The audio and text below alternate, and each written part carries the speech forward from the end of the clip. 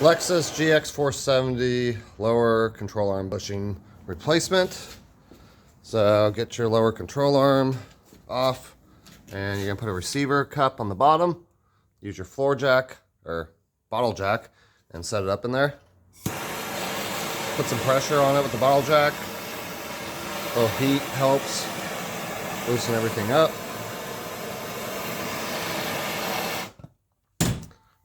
And then crank it.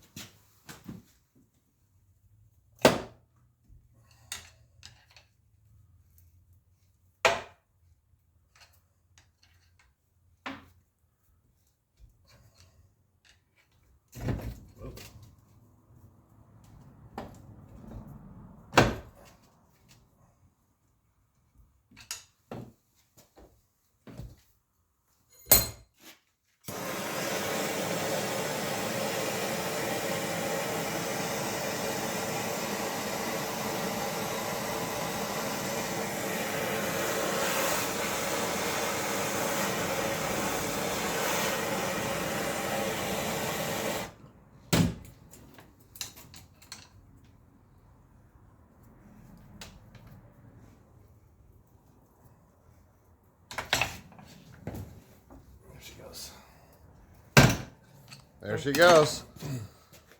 So that's that one. Did the bottom one move out yet? It sure did. So yeah, it works. And that's actually the best way to change it that I've seen. So save yourself a little money and do just the bushings next time. Bushings.